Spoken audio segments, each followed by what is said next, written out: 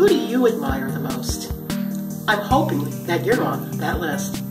Hi, I'm Pamela Silva, the Mojo Maker, back again bringing you another hot Mojo tip. So, who do you admire?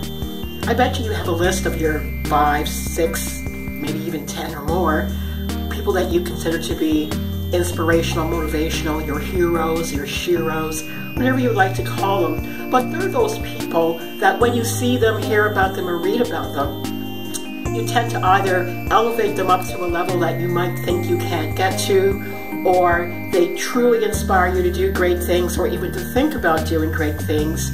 And we follow them religiously, almost to a point that we put them or place them on a pedestal. But here's something about that. You know, the people that we admire the most hold clues to our own inner working.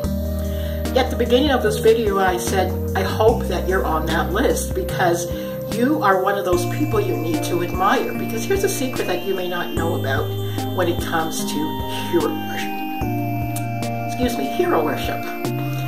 The qualities that you admire in other people, you yourself have. Think about it. Think of 1 or 2 people that you really admire out there. They might be celebrities, content creators, bloggers, singers, writers, whoever. There's, you know, it could be anybody, it could be religious figures, whoever. It might be somebody in your family, your parents or somebody. But think about the qualities that you admire in those people. What is it? Are they authentic, courageous, creative, loving, beautiful, empathetic? I mean, there's a lot of things, qualities that you could name, but find what it is about those people that you so admire. And guess what? The reason that you're so attracted to those qualities is because you already have them within yourself. Surprising, isn't it? We are attracted to the like-mindedness or the likeliness in other people. But the thing is that for some reason, and maybe a multitude of reasons, we haven't given ourselves the opportunity to fully express those qualities in ourselves yet.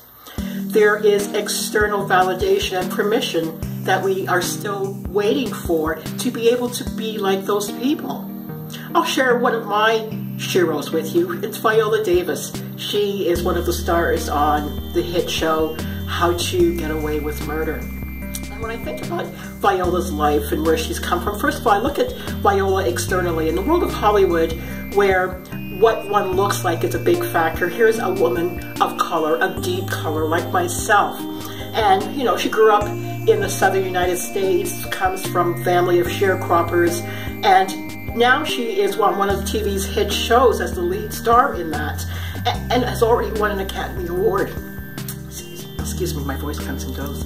But she did not let any of those perceived obstacles stop her. And I love that about her. She uses her voice, she uses her wisdom, she uses her courage, she uses her grit. All of these are attributes that I simply love in other people. So when I think about that, I'm thinking, hey, Pamela, you too have those qualities. Think about all the times you've had to use courage, grit, and use your voice. Now, when we think about moving towards our greatest goals in life, it's those attributes in our heroes or sheroes that we have to look to see if we actually have those things, which we do. I have grit. I have courage. I have a voice. It matters not what the rest of the world thinks about that. Not to mean that I am not scared to death every time I step in front of this camera to speak to you, every time I push the publish button on a blog post, every time I show up at an event, anytime I do a live stream. It scares me to do these things, but I know I have the power. I know I have those things. I think about Viola Davis and her stepping up in front of the camera, being a woman of color, but she's a woman of color with a powerful voice, a strong belief in self. So I now have to spiral up that within me. I am no longer waiting for permission from the rest of the world, because the rest of the world will not show up to give you permission to be that which you aspire to be. You have those qualities within you. If you haven't considered about having those qualities within you, sit down and write out those 3, 5, 10 people, but keep it simple, 3 people that you admire the most. And then think about the qualities in each of those people that you admire. Write them down. Is it because they are courageous, empathetic, authentic, intelligent? What is it about those people that really sort of turns you on? All right? And think about how you sort of align to that. You have that. You just haven't given yourself permission to express. So starting today, find the qualities that you admire most in other people and start giving yourself permission to express. Don't wait to be brave about expressing. You were called here to express that gift that you're still sitting on or hiding. Start. Use the qualities, spiral up, practice. This is practice. Every day I stand in front of this camera practicing to be courageous, practicing delivery, practicing my message and signaling, practicing and building my content.